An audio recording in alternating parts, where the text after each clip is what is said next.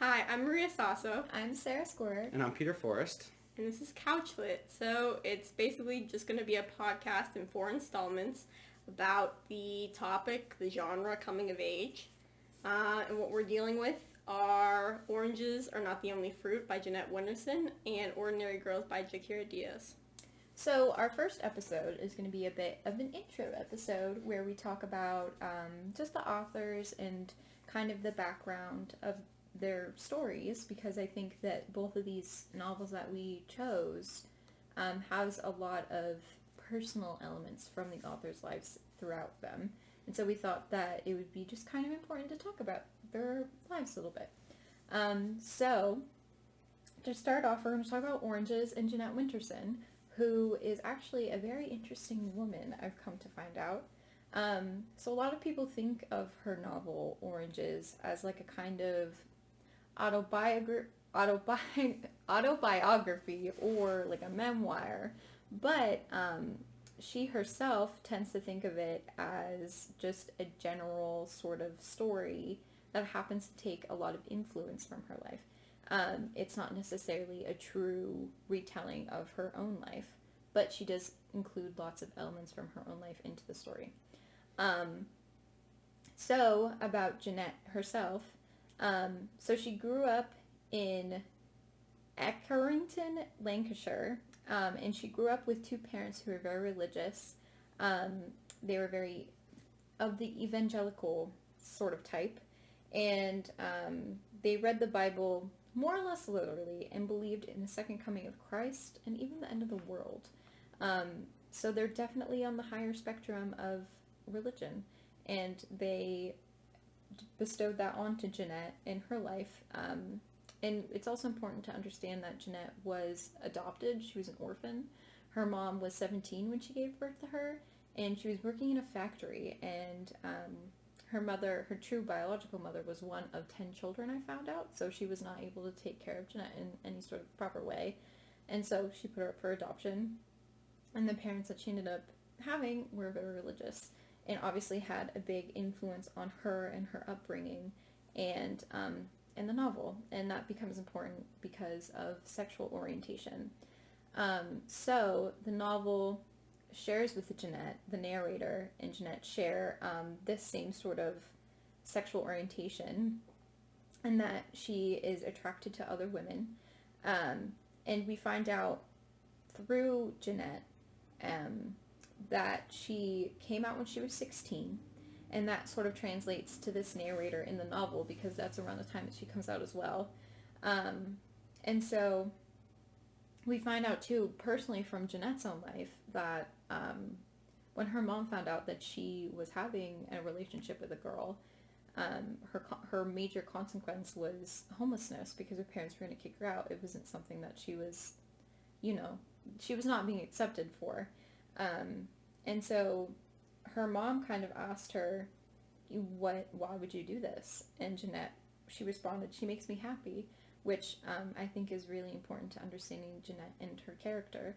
But it's been kind of a known thing that Jeanette's mom at the time responded, why be happy when you can be normal? Which I think is another important sort of element that's laced throughout the novel, because we see not only Jeanette having hard times with coming to terms with her sexuality, but just fitting in with other groups of people. So we also know Jeanette was kind of struggling with her writing a little bit when she was younger. So she says that by 1987, though, the Passion was her second novel, and she was kind of at that point able to make enough money to be a full-time author, which is something that was very exciting for her. And so she was able to kind of live her own life accordingly and do her own sort of thing. So by 1994, she did two things. She left London to live in Cotswolds, where she still lives, and she bought a derelict building in a town called Spitalfields, London's East End, and at the time few people lived around the old fruit and vegetable market that she kind of has come to own. And it's known that she still owns it to this day. It's managed by someone else, but it's become a central part to this community, and it's something that she's very proud of. And we also know in 2009, she met Orbach, a psychoanalyst and the author of the classic That is a Feminist Issue, An Impossibility of Sex. And they began their unlikely romance, and they married in 2015. And interestingly enough, they both continue to live in their separate towns, despite being married. And Jeanette kind of has said that love can be anything that you want it to be. And so she kind of takes that in full strides, and we see that too throughout the novel. I think while it's fresh on the listeners' minds, I think we can talk about just an introduction of coming of age and what we thought about this story in relation to it. So I definitely think that the coming of age experience encapsulates a lot of different things like sexuality. And so that's why I think this novel was so important to us and to our understanding of coming of age. And the novel itself too, and just Jeanette talks so much about being a part of a town or a landscape and kind of struggling to find some place to fit in. And I think that can be something inherent to a coming of age story. I think that something that's really interesting about this particular novel is kind of the insulation of Jeanette, because she's so readily attached to her mother, and her mother is so devoted to the church. So she grows up, and that's pretty much the only thing that she knows for the longest time, because she isn't even allowed to go to school until the government threatens her mother. So really her only background in the formative stages of her life is the church. And so I think it's so interesting to think about that in terms of how that shapes her as a person and how she makes relationships and connections later on. And I just think that it's so central to her relationships with other people, especially the girls that she goes out with in the novel. Yeah, I would agree. I think religion is a big part, especially when you're talking about coming of age stories, and their need. The reason that a lot of them are so popular is because their relatability to young adult readers, or any readers of coming of age stories. So that idea of religion, I think a lot of people can relate to it. And I think that's just one of the main driving points is this battle. I mean, lots of coming of age stories, you hit this battle between being what you were raised on and what you are, as people become to learn about themselves. So, I mean, it's a very typical clash of religion and sexuality, but I think it's that's just an identifier immediately of being a young person. Right. And I think the coming of age story too is interesting because it doesn't just have to be with a young person, someone who's 16 to 20, stuff like that. I think you can have a coming of age experience regardless of how old you are. And a lot of stories can be their own sort of coming of age story. And so I think with Jeanette and understanding kind of where she is now, all these years after writing her novel, which came out in the 1990s, I think it seems like she still is having her own sorts of realizations even now. She seems like she's very connected to herself and to the landscape around her, which is something that is affluent throughout the novel as well, and we'll be talking about later. But it just seems like, especially through Jeanette and through this novel, we can understand how the coming of age story isn't something that is very linear and just made for one sort of person in one sort of time period. And so I think that's what's really interesting about coming of age stories and how relatable they are regardless of what they may be talking about. And I think in later episodes, we're going to hit that again and again of just the different molds and shapes that that coming of age comes in, especially, with these two stories. Yeah. I think that, especially with the ones that we're talking about, having non-linear timelines, I mean, Ordinary Girls and Oranges do it in very different ways, but Ordinary Girls jumps around. She's 13, she's 27, she's 8, and Jeanette has those storytelling modes where she goes in and she talks about later when we're talking about like the fairy tales, she jumps around like that. So I think it's interesting to kind of deconstruct the concept of like, oh, this story is coming of age, so it has to show you from like this developmental stage to this chronologically like subsequent developmental stage. You know what I mean? Right. Yeah. So I guess something to kind of finish off Jeanette's background is a quote I found from her that says, "She's never understood why straight fiction is supposed to be for everyone, but anything with a gay character or that includes a gay experience is only for queers." And I thought that was interesting just because both novels that we're talking about have to deal with the queer experience, especially for lesbians and lesbian women.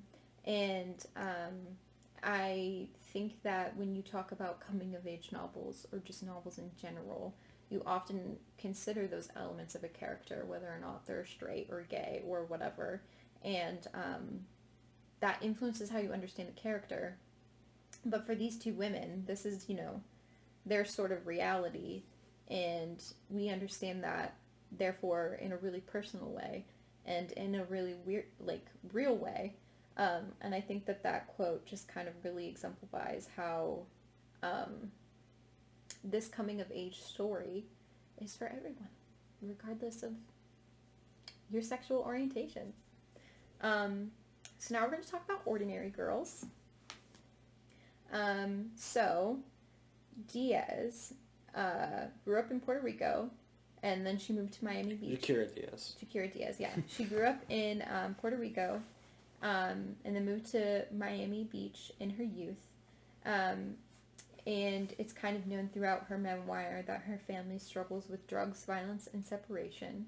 And we see how those things have a heavy toll on her life. And how she comes to adopt those own things herself, regardless of knowing how they harm her family. She falls into them as well.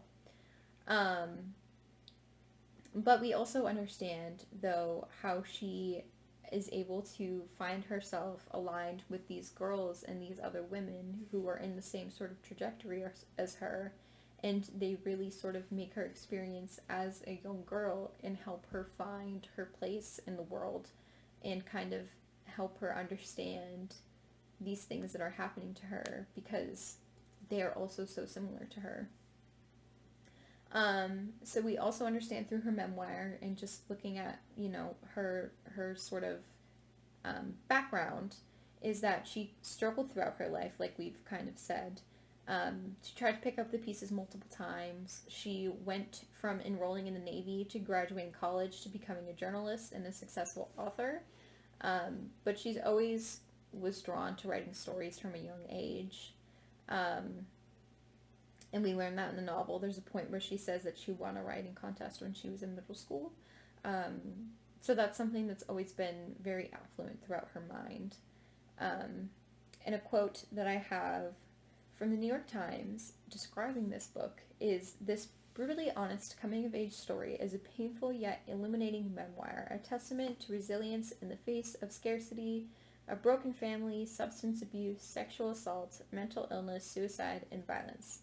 Diaz does not shy away from her deepest, most troubling truths. She jumps into the writing of her story and gets her hands dirty, her heart broken, her spirit bruised."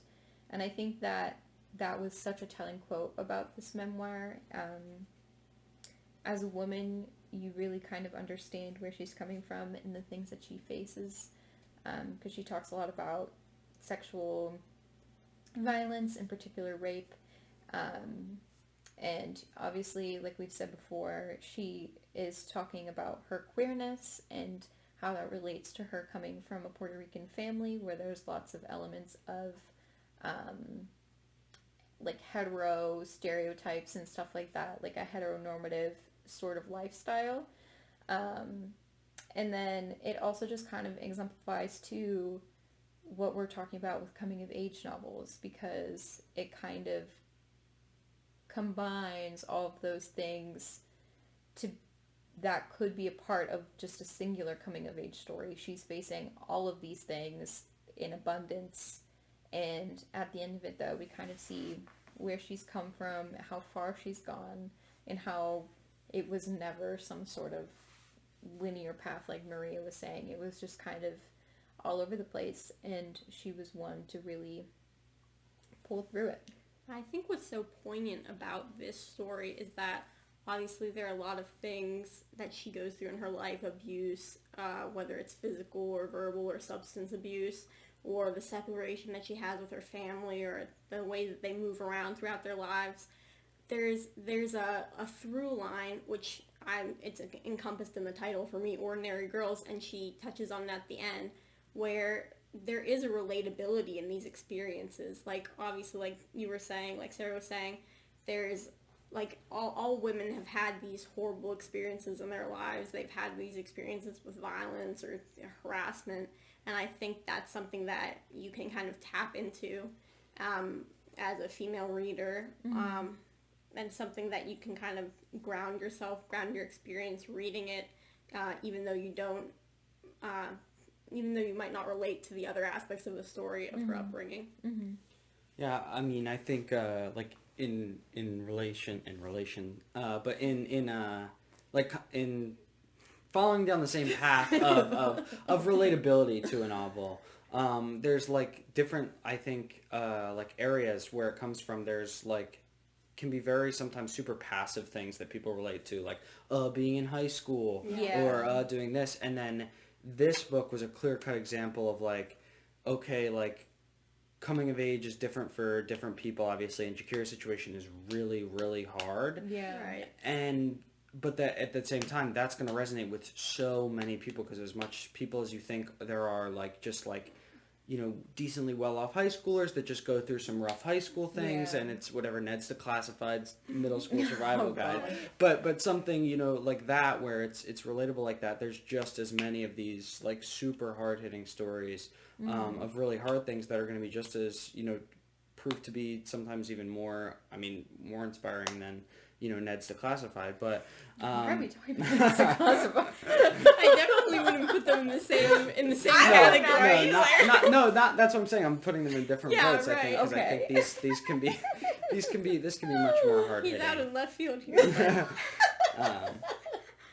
But yeah, I just think that the way that her novel relates to coming of age is definitely like clear cut and real for, I think, a lot of people. As I think about it too, I think what's so important about her story in terms of coming of age too is the fact that like she seems to have a coming of age story multiple times. Like, it's never just one instance where she turns like 21 and she's had her coming of age story. Like, she never had a normal childhood. She never had some sort of normal high school experience. Like, she got her GED. You know, she went to the Navy. She had all those experiences there, and she ended up dropping out, and she went to college. She had so many different coming of age stories, and I think that just goes back to what I was saying with it. It could happen anytime with any, and you know, and I think a lot of people, when they think about coming of age stories, they think about the classic YA novel or the classic American lit novel, and while those are good stories and good coming of age stories, I think it's important to realize how they're just all over the place. And this story, and it being a memoir too, is really interesting because it's her real life, and she just was experiencing so much and having so many times of where she just had such clear realizations about her life and her trajectory and how it was affecting her, and she was able to put it so beautifully into words. I think you're gonna say something. Yeah. I think that the what you were getting at with her having multiple coming of age stories, I think it owes itself a lot to the fact that the story is told in a non-linear fashion. Yeah. You know, like maybe it would have been less poignant.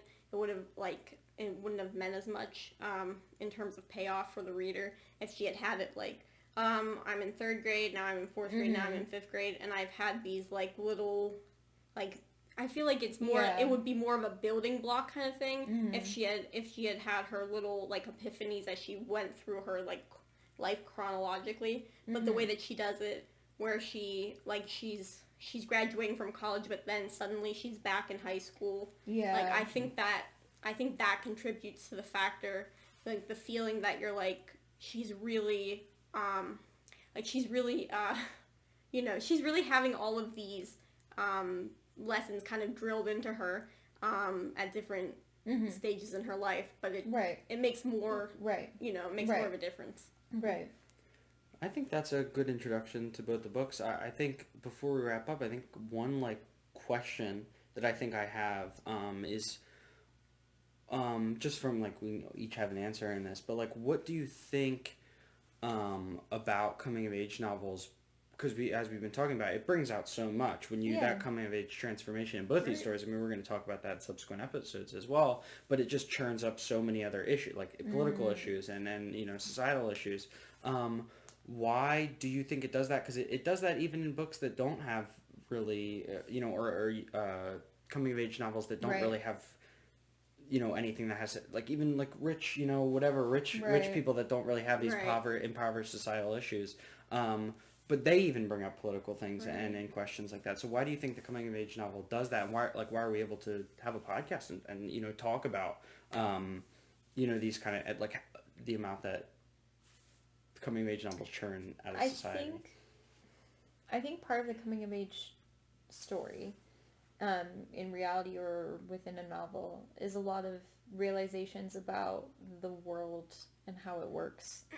And in terms of like policy and queerness and how people handle queerness and femininity and stuff like that, those things are naturally politicized and have those tones to them just because of the way society has decided to deal with them. And so I think when you're coming to age or coming of age or starting to have these experiences or whatever, you kind of start to see how everything is all connected and how one thing influences the other and how one thing is labeled the way that it is because of these societal things and stuff like that. I think that something that your question brought up for me is when we were talking, when I was thinking about coming of age, and I was thinking about interviews that I've read with authors that have written coming of age stories or young adult novels, something like that. People had asked, like, why did you put, like, did you set out to include, like, police brutality in your story, or did you set out to include this in your story? And they would reply, no, but this is just the life I live. Like, it seeps in. Like, I think what is so important about coming of age novels is that they're so centrally focused on a person's worldview at, like, some of their most vulnerable and some of those, like, most dynamic moments in someone's life. So I think naturally it lends itself to be a vehicle for pretty much anything that you go through that's, like, central to you as a person. So if you're a queer person, then obviously you're going to have queer issues come up in your story. If you're a person of color, then you're going to have issues of racism come up in your story just naturally. I think turning points and the idea of a coming of age novel being full of transformations, little transformations as you go, because you're gonna be able to see in the storytelling, in the retelling of those, or even in the fictional telling of those, the perspective of the narrator or a third person or whatever it is before that transformative happens, and then after the transformative part happens. And a lot of that is going to be out in the world, and that's, I think, is just going to churn up everything to talk about with the world. Right. And I think we're going to talk about a lot of these subjects in our next episodes. So thanks for watching the first episode of CouchLit. And stay tuned. Stay tuned. We'll see you next time. CouchLit.